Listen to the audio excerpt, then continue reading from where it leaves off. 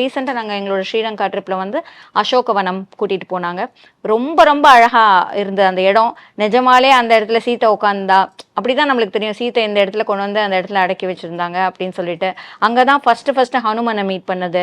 அந்த இடத்துல வந்து அவர் வந்து உருவம் வந்து சின்ன பாதமாக இருந்த உருவம் வந்து பெரிய பாதமாக அப்போ இருக்கிற அந்த இதுவும் அங்கே இருக்குது. விஸ்வரூப தரிசனம் ஃபஸ்ட்டு ஹனுமனுக்கு கிடைச்சது அந்த இடம். அது வந்து அந்த எந்த புக்லேயும் இல்லை.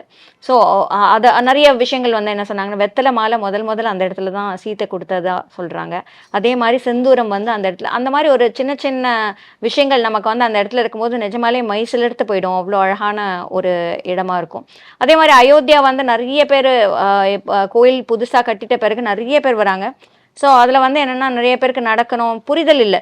எப்படி போகணும் எப்படி வரணும்னு தெரியல. நம்ம அயோத்தியாவுக்கு போகணும் அப்படின்னு மாத்திரம் தெரியும். ஃப்ளைட்டை புக் பண்ணிட்டு போயிடுறாங்க. அங்கே போனதுக்கப்புறமா அவங்களுக்கு தெரியல. அங்கேருந்து எனக்கு ஃபோன் பண்ணுவாங்க, எப்படி பிரியா போகணும், நாங்கள் வந்து ரொம்ப தூரம் நடந்துகிட்டு இருக்கோம், எப்படி பண்ணணும்னு தெரியல அப்படின்னு சொல்லுவாங்க.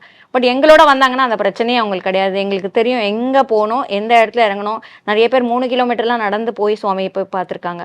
நாங்கள் போகிற இடத்துல வந்து 1/2 கிலோமீட்டர் கூட இருக்காது. நாங்கள் அந்த கரெக்டான இடத்துல எங்கே இறக்கணும்னு தெரியணும். அதாவது ஒரு இடத்த வந்து தெரிஞ்சுக்கணும். ஒரு தேர்வு செய்யும் போதே இந்த மாதிரி ஒரு கரெக்டான பார்ட்னர் கிடைக்கணும். நம்மளுக்கு அது அமையிறது ரொம்ப ரொம்ப இம்பார்ட்டன்ட்.